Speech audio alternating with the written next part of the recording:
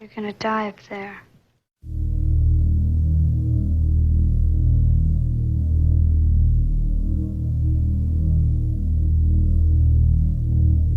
One of the things that's always attracted me to the horror genre is that it's assaultive. The horror genre is not trying to make you think, at least not during the experience. I think that when I go to see a good horror movie, I'm just experiencing. I'm all about the experience. Or when I'm writing a story that I want to scare readers, I'm all about that experience. But I think that if it's really good, there should be something to think about later on. But what I was really attracted to from the very beginning, from childhood, about the genre, is that it's a way of reaching out to the reader or to the viewer and saying, I'm going to take you by the lapels, and you're going to forget that you were supposed to pick up the kids from their scouts meeting or their music lessons, and you're going to forget about making supper when your husband comes home. You're going to say, sorry, honey, it's going to be takeout tonight because I spent the afternoon watching The Dead Zone on TV, and I was just totally enwrapped by that. And that's, to me, what the genre is supposed to do. It's what it's supposed to be about. It's supposed to assault your emotions and sort of overwhelm your reason and your logic. So when you see a car running by itself with nobody behind the wheel, in a movie that is based in so-called reality, that shot would immediately be out of the picture because you'd say nobody will believe that, but in the context of a horror movie, you do.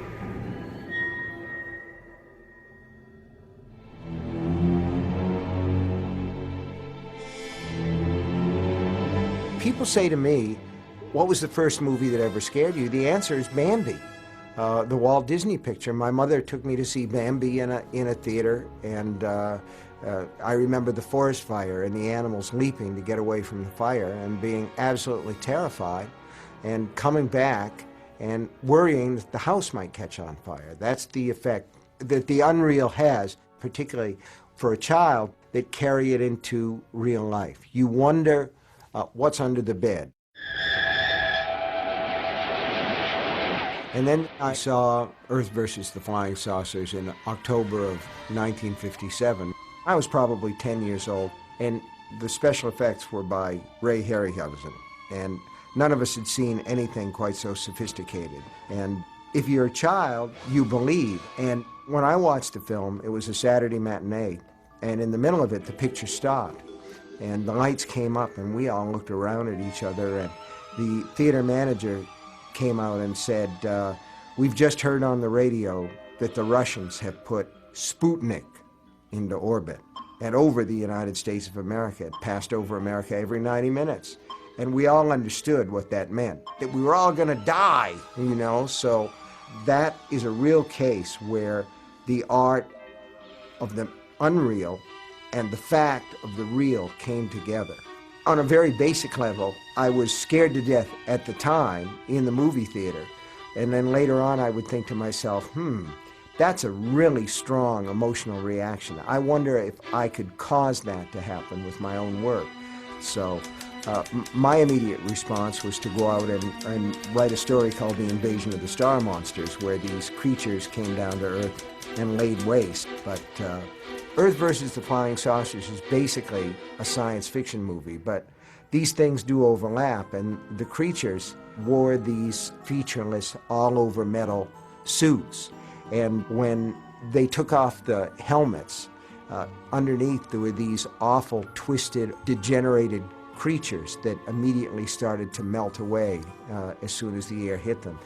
And that was the horror aspect of it, where again, you know, there's a very simple effect that horror filmmakers are after, and it is the the gasp, the turning away. So that's the reaction that a filmmaker is looking for in a horror movie.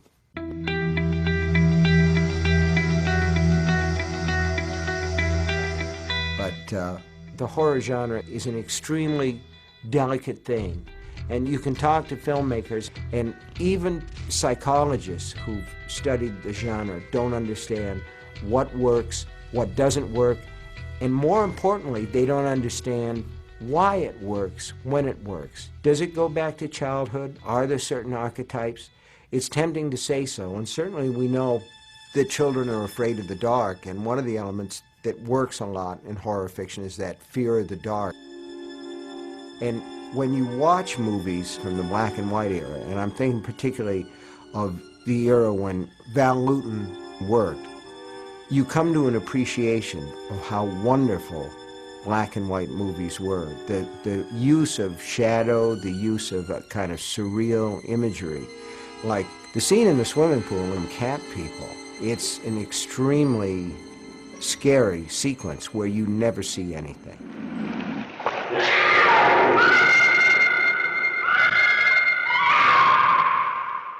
There's also that sense of surrealism that you get with some of the set photography in movies like Nosferatu or The Cabinet of Dr. Caligari, which is still a very scary film. And I remember the first time that I looked at The Cabinet of Caligari, for instance, and thought to myself, whoa, this is really interesting. This has got a very surreal look. I can remember the first time that I saw Todd Browning's film, Freaks. I was very anxious to see it, but it never played on TV because it had the reputation of something that was beyond the pale, that just went too far. And for any horror movie fan, when you hear a critic or when you read a film historian saying, this picture just went too far, you want to see it. Gooba gobble, gooba gobble. We accept her, we accept her. Gooba gobble, gooba gobble. I said to myself, there's no faking going on here. Women with beards and dwarves and guys that have no arms or legs to speak of. You're absolutely riveted to your seat and horrified by what you're seeing. And it has that effect that the best horror movies have of putting you in a position where you'd like to turn away and you can't.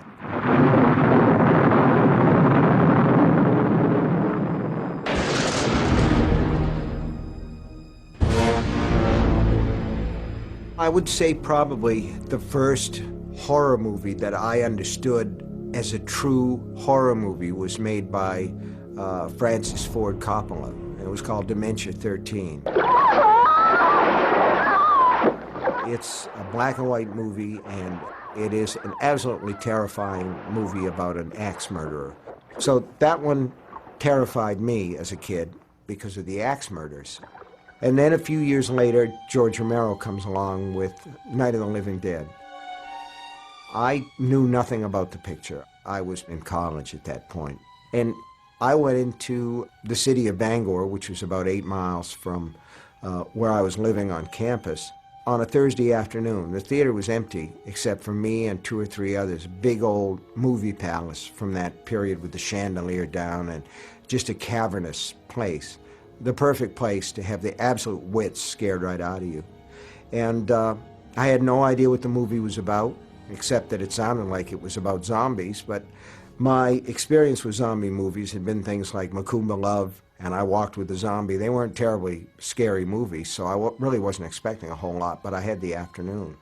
And the movie starts with a man and a woman in a graveyard putting flowers on their father's grave, and the young man starts to tease his sister about how scared she always was to come there. They're coming to get you, Barbara.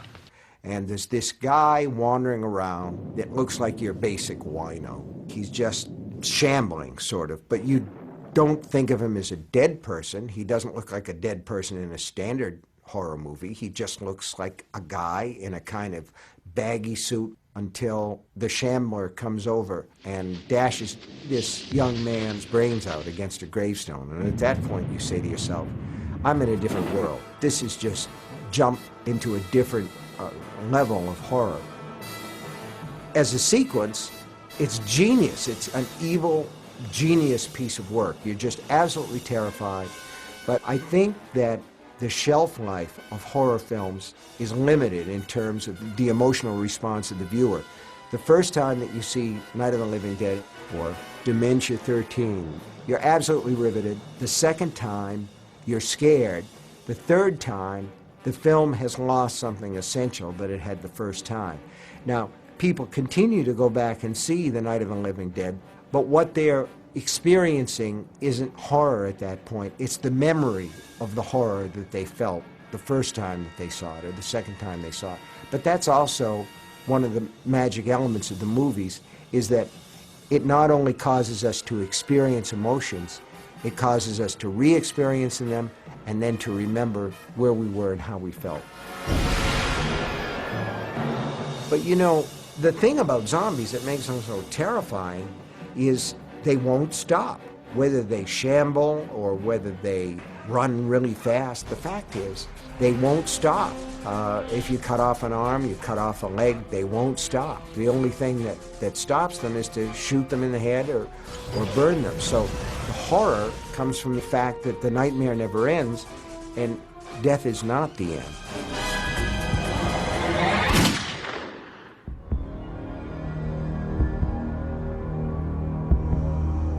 I think that every good horror movie has a character where we can put our fears. It's the fear basket character, where we can say, I'm safe with this person. This is the person that I'm supposed to identify with.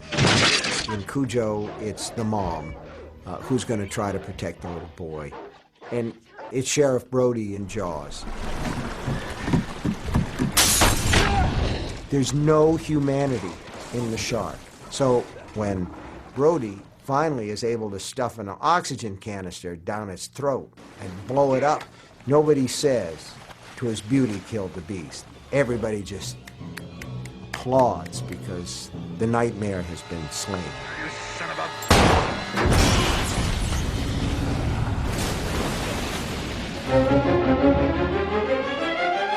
In the greenhouse, I was working, I couldn't see.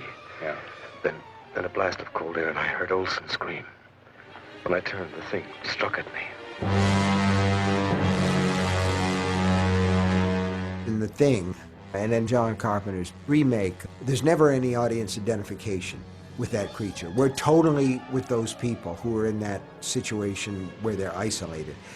It's a beautifully made piece of work. And when The Thing finally starts to show up, we realize that it's totally divorced from humanity as we understand it. So it's perfectly okay to kill it. But with the pod people in Invasion of the Body Snatchers, the terrifying thing is that the creatures have lost all their emotional abilities.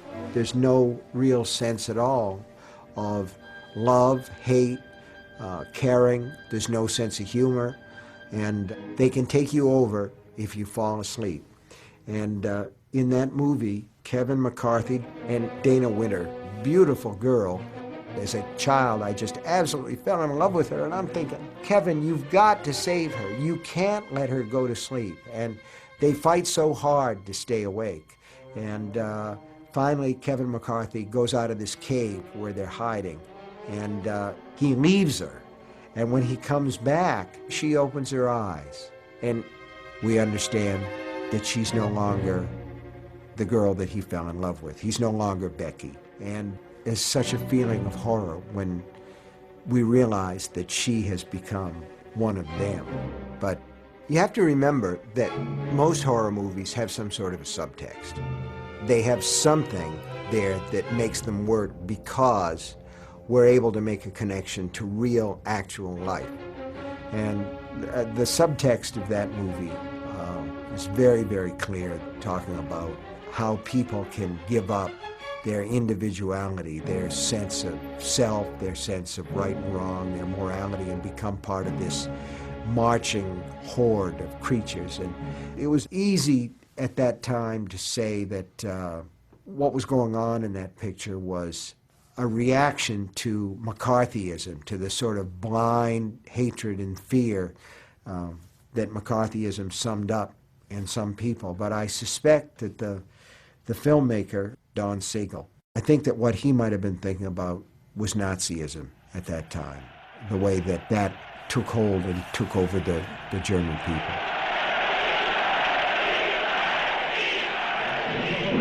alive! It's alive! It's alive! It's alive! There have been varying takes on Frankenstein. In the original, the black and white Frankenstein, we feel some real pity for the monster. We understand that he didn't create himself. He was made out of parts, and he is actually trying to understand the world that he lives in. That's one take on Frankenstein. But the Hammer people decided that they wanted to do their own version of Frankenstein and Dracula and all these things. Well, Universal Pictures had copyrighted the makeup, so they couldn't do the bolt through the neck with the square head that Boris Karloff made famous. Instead, they did something that was probably even more terrible to my mind and created this misshapen, scarred creature who kind of hunched along. And there doesn't seem to be very much good in that creature, and nor does it seem to be much good in Dr. Frankenstein. You promised to destroy it, Victor. When I've carried out my research. But don't you see you've created a monster? That doesn't matter. So it matters which viewpoint you see the monster from, and the viewpoint is always the director's viewpoint.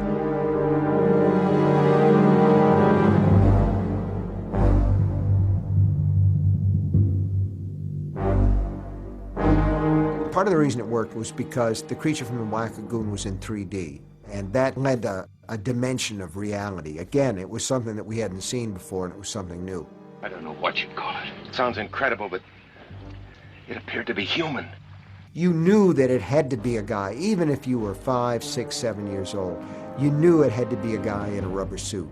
And yet, when he grabs the girl and takes her under, there's this sense that he's just the most horrible, terrible creature there is. At that point, you say to yourself, it really is the creature from the Black Lagoon. Even a man who is pure in heart and says his prayers by night may become a wolf when the wolfbane blooms and the autumn moon is bright. I never cared for the werewolf movies very much at all.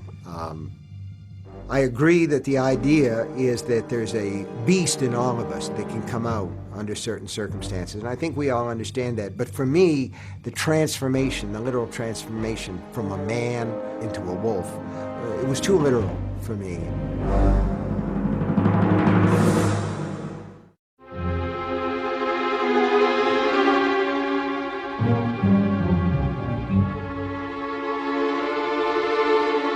All right, this has always been a low-rent genre. There's no doubt about that. But I still have a big affection for the monster pictures, the B pictures from the 50s and 60s.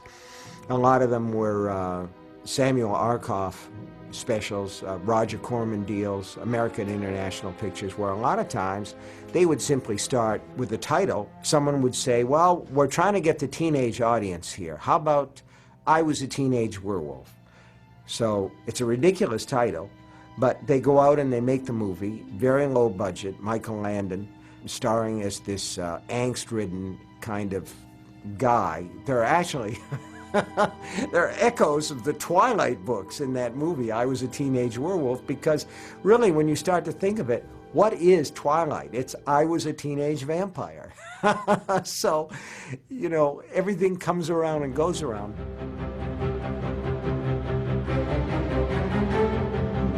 And then you've got a lot of movies in the 50s where nuclear science caused some gigantic effect, so that in them it's gigantic ants. Tarantula, it's a gigantic tarantula. The reason that we're afraid is because we have this understanding that the nuclear weapons are out there, they cause death and terrible suffering. So this becomes lodged in the subconscious, and when you say, as a filmmaker, these things are scary to me, therefore let's put it in a movie and it will be scary to somebody else. I am William Castle, the director of the motion picture you're about to see. At any time you are conscious of a tingling sensation, you may obtain immediate relief by screaming. William Castle was the great huckster of horror movies in the late 50s and the early 60s. He had everything going. I mean, he made a picture called The Tingler, where at one point the film just stops and Vincent Price says, "Ladies and gentlemen, please do not panic, but scream! Scream for your lives!" and then if the theater owner did what he was supposed to do, there was a kind of a it was a kind of a joy buzzer under a few seats so that the seat would actually go kind of like that, and that was the tingler. There was macabre, where you could take out an insurance policy, and if you died because you were so scared in this movie, which isn't scary at all, so it was a pretty safe bet. He had a lot of gimmicks going on, and he was into the idea of, we're going to make our money back in 2 weeks, because after that, word will get around this thing is a total stinker. But you have to remember, too, that Castle was behind Rosemary's Baby, so he was not incapable of making a good movie. Are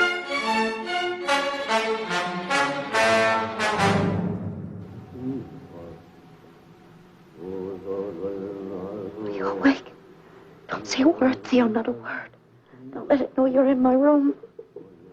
Now, we could argue back and forth about The Haunting. The Haunting is a very interesting picture. Is it a horror picture? I don't think it really is. There are scenes of excruciating suspense and terror in that movie. There's a scene where two women are in bed together, clutching each other in horror as something pounds on the door outside. But it's not a ghost, it's not a monster, it's just a woman who's terrified herself and happened to get lost. But I would say, if anybody gives us a run for our money in the horror genre, it would be the Japanese. They did a lot of monster movies in the 60s and in the 1990s and the early part of the 21st century. They started to do a lot of movies that combined somehow ghosts with technology. One of the big ones was Ring, which deals with a cursed videotape that if you watched it, and that was a movie that actually had a buzz, a little bit like The Exorcist, the idea that you have to be really brave to look at this movie because it's really scary. And it was very surreal, interesting movie, and actually the American remake of The Ring was interesting too.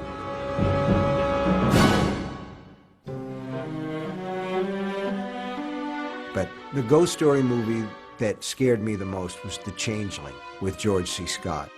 He moves into this house that's haunted, and it has some terrific, terrific, scary imagery in it that's sometimes overlooked, but it's a wonderful piece of work.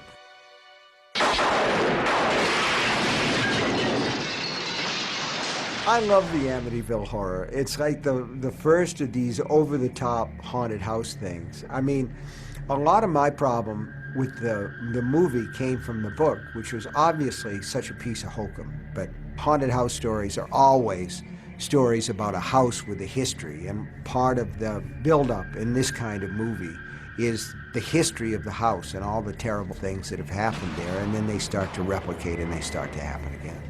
I think an elemental fear that we have about houses where terrible events have taken place, whether it's murder or suicide, it's a proven fact that a lot of times realtors have trouble moving property like that because people are afraid the spirits of the dead will linger, or there'll be a psychic afterburn of the emotions that people felt there. So in that sense, there's a nice little nugget at the base of the Amityville Horror. But what I really liked about the Amityville Horror movie was James Brolin's arc from this really nice guy who had bought a fixer-upper into this sort of purple-eyed guy that might snap at any moment and do anything. It was a terrific performance, and you really believed that at any moment, you know, he was going to take an axe to his family.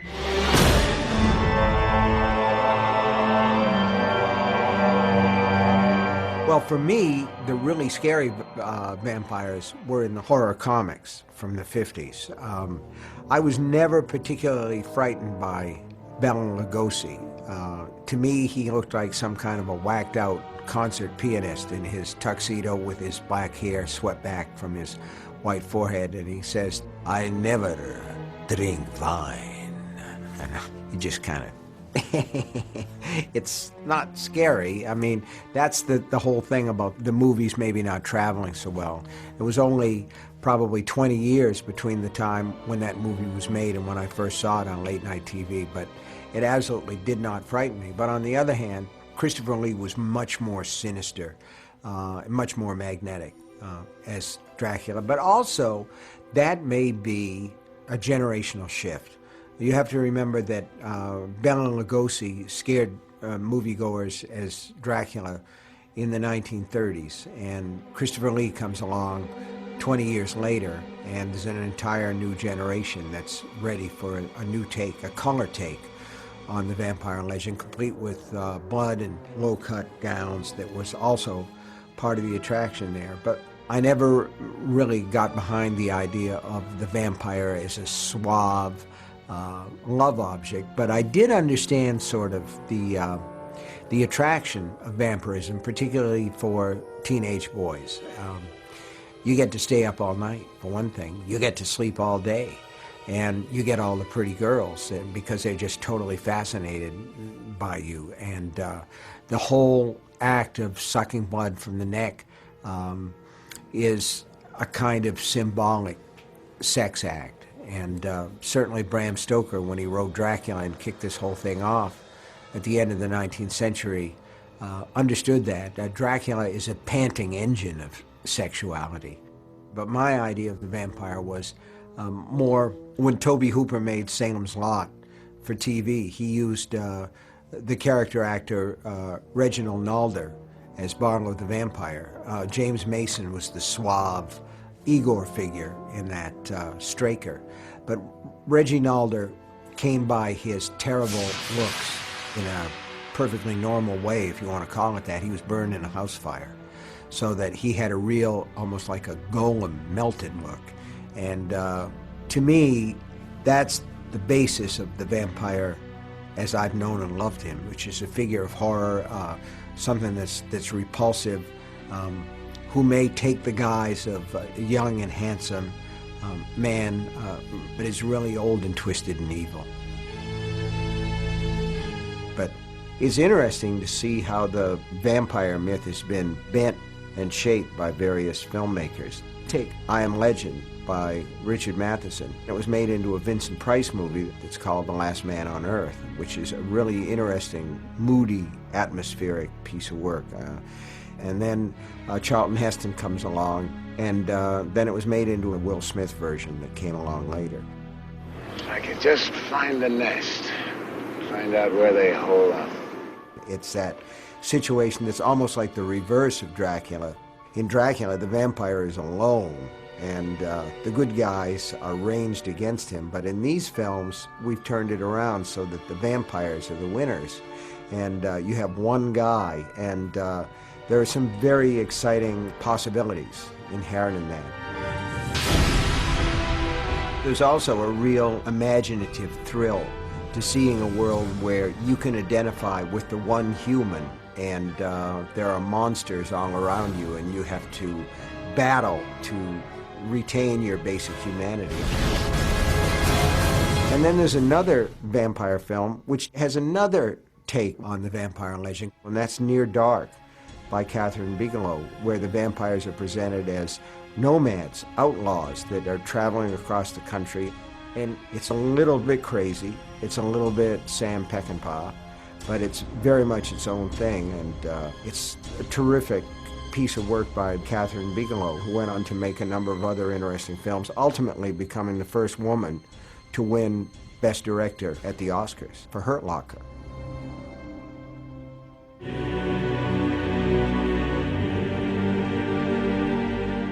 Horror movies often work better when we have a stake in the game. The more we care about the characters, the more human they are to us, the more appealing they are to us, the more effective the horror tends to be, which is why Rosemary's Baby was such a smashing success, really. I mean, this was the period of her life where Mia Farrow cut off almost all of her hair so that she has a waif-like, childlike thing going on with her. She looks like she's maybe 17, and a sickly 17 at that, and she's married to an aspiring actor played by John Cassavetes, one of his best roles. It was a part that he was almost born to play because he's got this sort of greasy smile and this queasy moral affect about him, so that you begin to sense that he will do anything to become successful as an actor, and that includes selling his child to devil worshippers. But the secret that the film is withholding from us is that they don't want to use the baby for sacrifice. The baby is the Antichrist itself, and that's a wonderful, horrifying ending. At the very end, the movie tops itself when Rosemary decides, no matter how horrible it may be, she is still the child's mother, and she comes on board with the Satanists. But it works because we love Mia Farrow as Rosemary. It's a wonderful piece of work.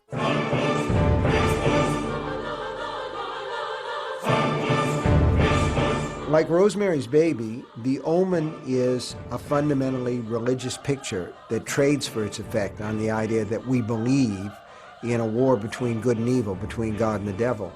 I like the first Omen movie, but when we get to the sequels, we're sort of familiar with the pattern that they'll follow.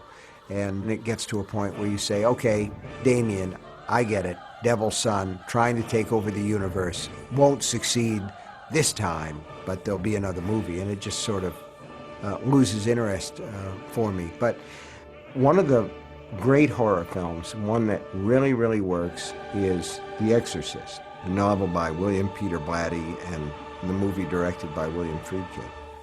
I'm Damien Karras. And I'm the devil.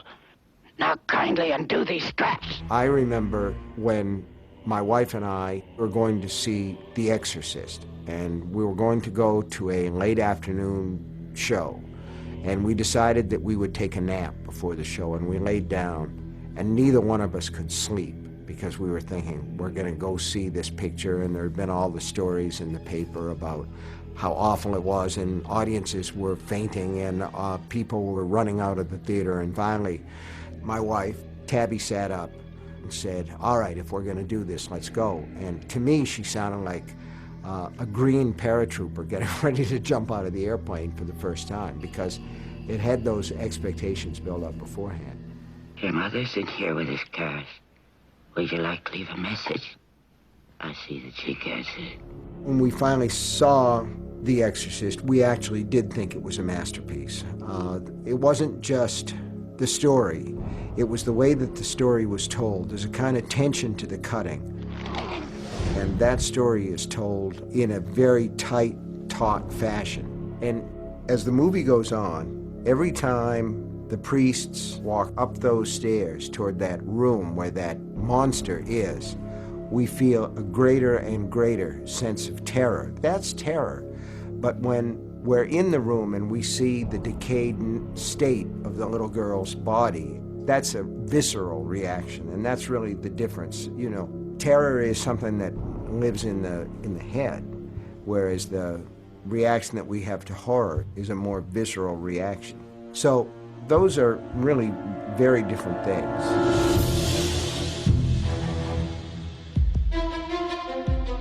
There are some scenes that live in our memory and continue to work in a kind of classic fashion. And the one that everybody thinks about, I think, in that respect, is the shower scene from Psycho.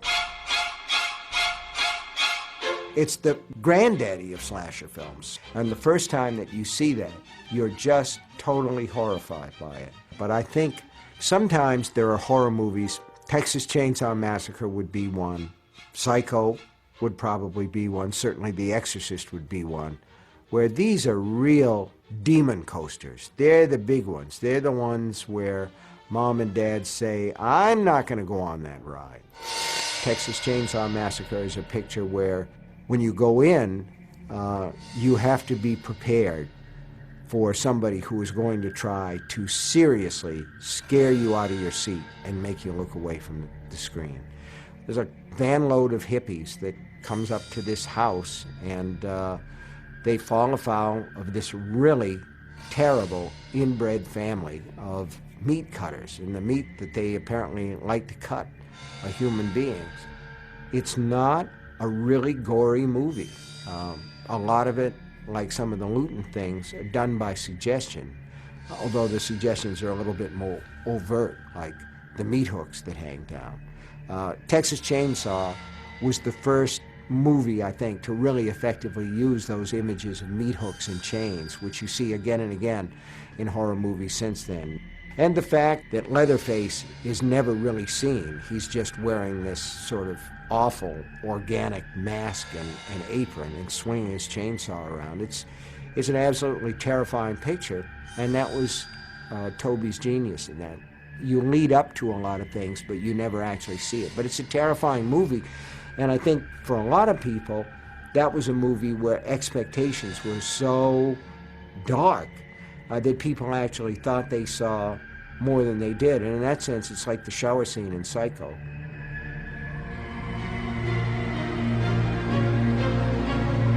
I can remember the first time that I saw Halloween. Most people can. They can remember the first time that you saw Jason, Friday the 13th movie.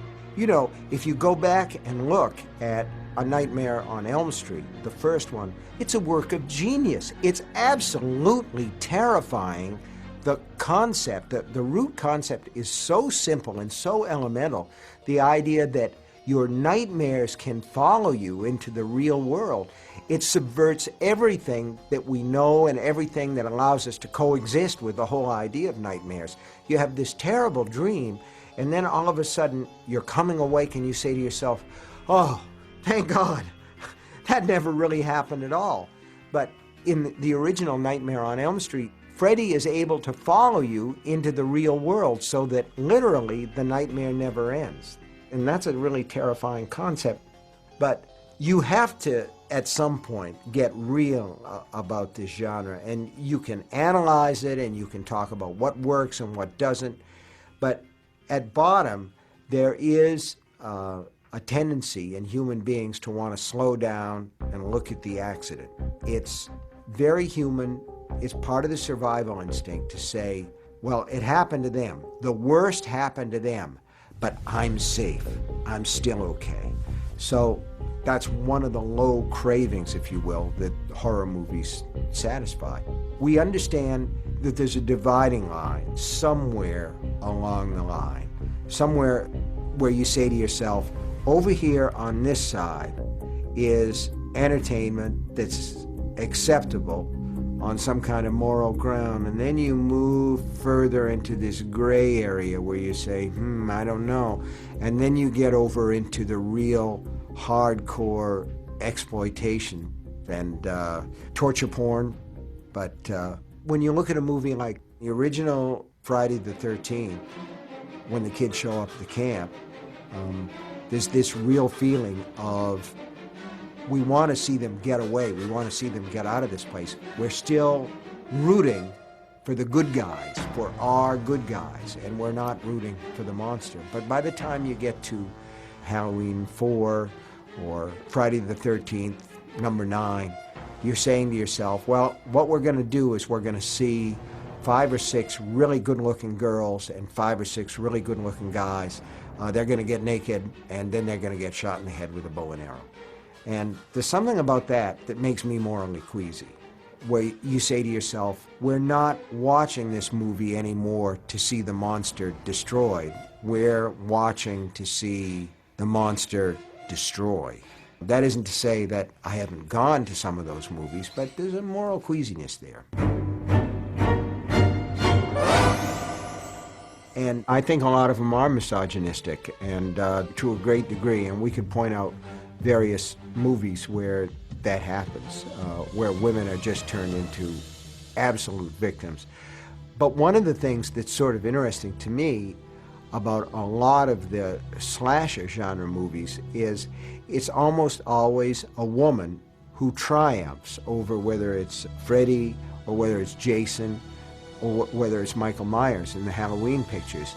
You see this sort of wholesale slaughter, but at the end, it's the woman who's still standing. She's lost most of her clothes. She may be cut up. She may be half crazy. Her beautiful hair, always at the beginning, is nothing but these strings around her face. But she's still alive, And in a lot of the cases, she's able to dispatch the monster, at least until the next sequel. So in that sense, a lot of these pictures are saying, if you want to view women as victims, you do so at your peril, because a strong woman will vanquish a monster.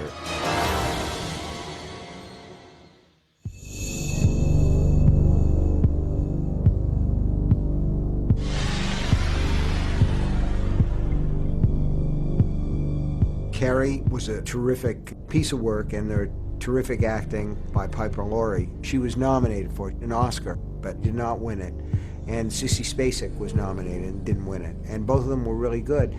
But I first saw the movie, this was when I was very young and very new at the business, and nobody would ever think of giving such a minor creature as the author a screening. So I had not seen Carrie, and I had not read the screenplay. And I went to see it at a preview in Boston. My wife and I went, and all we knew was that there was going to be an 8 o'clock screening of Carrie a week before the wide opening of the picture. What we didn't know was that the movie that it had been paired with at the theater was Red Fox in a picture called Norman, Is That You? It was an urban audience, and it was almost 100% black. There were very few white people in the audience. And my heart just sank, because I thought to myself, this is not going to go well. This particular audience is probably not going to relate to this skinny little white girl in an upper middle class suburb with her menstrual problems. But they did. It's one of the most heartening examples in my mind of the way that art levels all walks of life, all cultures, all races.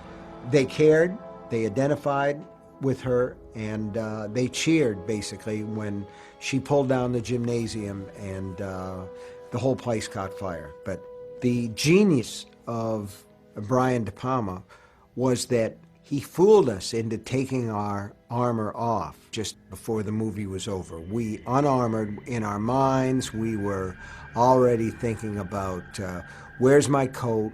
Make sure that my wife gets her hat. Do you have money to pay the babysitter when we get home? So you're totally open and totally vulnerable to what happens. Now, at least I knew there was something. The audience had no clue. So at the end of the movie, when Sue Snell, who was played by Amy Irving, is going to put flowers on Carrie White's grave, a hand comes up through the grave and seizes her, and the audience went to the roof, totally to the roof. And they screamed their head off, and it was just the most amazing reaction. And I thought, we have a monster hit on our hands, and Brian De Palma has done something new. He's actually created a shock ending that shocks an audience that was ready for a horror film. And there were several people who did it after that. The original Friday the 13th had that same kind of ending where you think everything is going to be okay. There's a canoe on a placid lake, and all at once Jason leaps out of the water. And so it became, after a while, part of the horror movie tradition to do that. Careful. This is the moment when the supposedly dead killer comes back to life for one last scare. I have a real problem with The Shining, and Stanley Kubrick knew that I had a problem with The Shining. I had a discussion with him beforehand. He said, "Stephen, Stanley Kubrick here. Don't you agree that all stories of ghosts are fundamentally optimistic?" I said, "What do you mean?"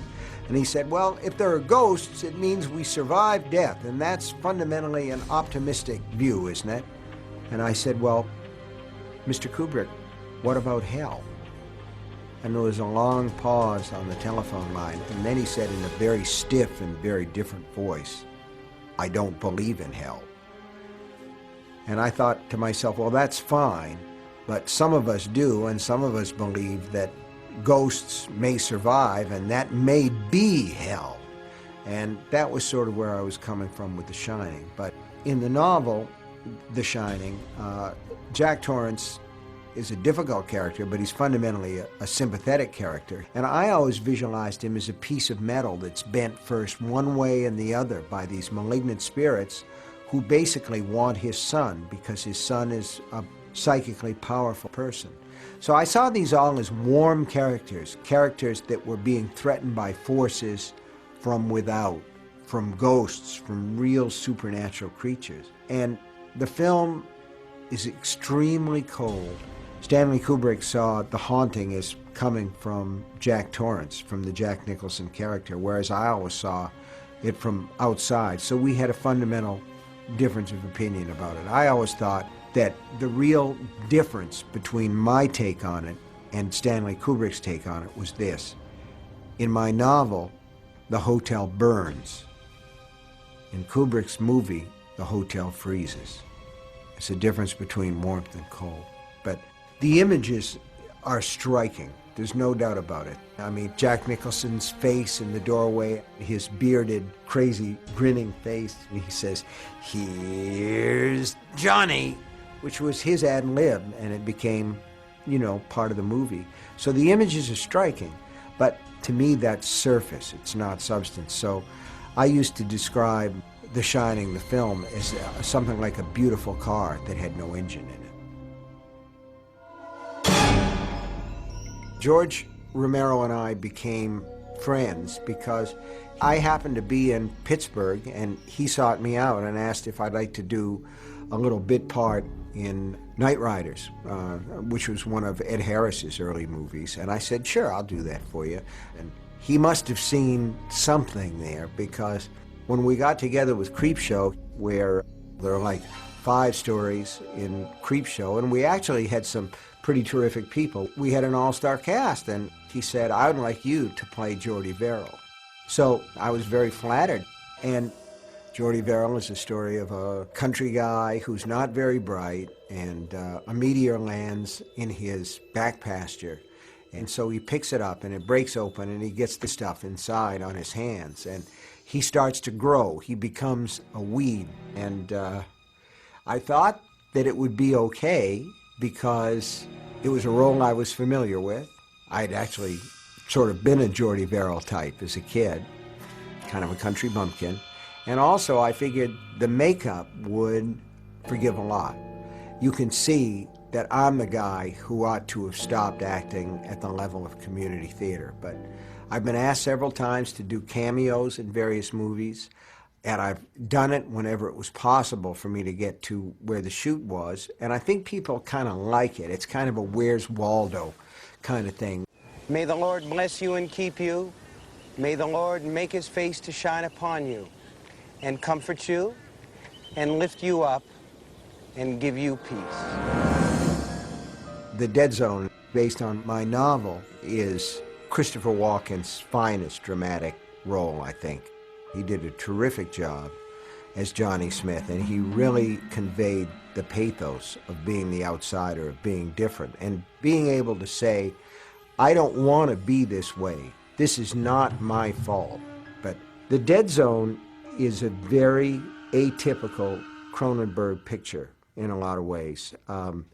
There's nothing particularly bizarre about it, and it has a warmth that's missing in a lot of the other pictures, because Cronenberg is a very cold director with a very cold eye. But Dead Zone is a very warm picture. It has a really interesting, almost Saturday Evening Post cover, mid-American look to it. And Cronenberg is really the best director of horror films in modern times, it seems to me. He's the one who thinks the most about what he's doing, and he's done a lot of very interesting stuff, like Scanners and Videodrome with James Woods. And I was absolutely floored by The Fly. I didn't realize it was going to be as grim as it was, but it was a terrific experience. But you know, horror movies don't get any respect. We're poor relations at the table. We sit at the foot of the table, and we don't get a lot of respect when the movies work. In fact, the only actor or actress that won a major award for anything that was based on my work was Kathy Bates for Misery. And she certainly richly deserved that Oscar. But when you look at a movie like Cujo, Dee Wallace in that movie gave the best performance that I've ever seen in one of my movies. And Dee Wallace probably deserved to be nominated as much, if not more, than Kathy Bates. And it's a performance that grows in my eye every time that I see it.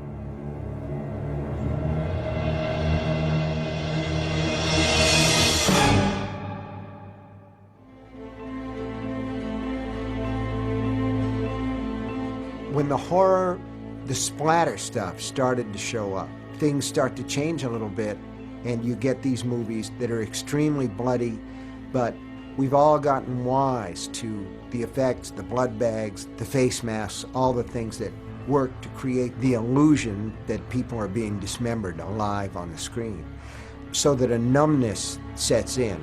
But then a movie comes along that breaks the mold. And I'm thinking about the Blair Witch Project, which was made for a very, very low budget and grossed mega millions of dollars. It isn't the sort of picture that any major studio would have greenlit. It's lo-fi, handheld camera stuff, but it works.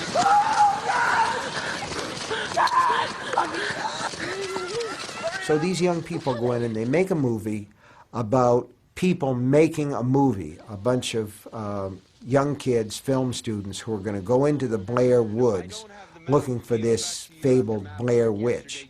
But it works because the kids get lost, and that's bad. That's something that strikes us, being lost in the woods. It's a very simple, easily grasped fear. And then they begin to see these weird symbols in the trees, and you realize there's something going on here that may well be supernatural. And the last image in the movie is the girl goes down, she's holding the camera, and we see this young man who is part of the film crew standing in the corner, just talking about it. I break out in goosebumps. And then something gets her, and the camera falls to the ground. We see the image sideways, and that's the end of the movie. There's never any real explanation. And to my mind, that's where the real horror lies. I saw the Blair Witch Project in 1999. I saw it on a screener originally. And about halfway through it, I turned it off because I was too afraid to go on. And Paranormal Activity is the same kind of movie, and it works for the same reason. And one of the things that makes horror so attractive to young filmmakers, to people that are breaking into the genre, first of all, it strikes them as sort of an outlaw genre, and it is. But also, they're allowed, in a lot of cases, to do things that the majors simply won't touch because they're unable to see any profit potential. Sometimes the profit comes when you're not trying to aim for the buck. But the horror movie and the Western are almost always there. But they do go through cycles, and I still believe that you see bulges in the amount of interest there is in horror films. And the more worried we are, the more horror movies show up. But as far as the future of the horror genre goes, it's impossible to say. Certainly, there have been technological innovations in Hollywood that have to do with special effects. They come with their own danger, and the primary danger is that all of a sudden you will have story supporting special effects instead of special effects supporting story. That's going to be a danger. 3D is going to be a danger because they're just simply depending on that 3D thing that's coming out of the screen at you, and it doesn't necessarily translate into goosebumps.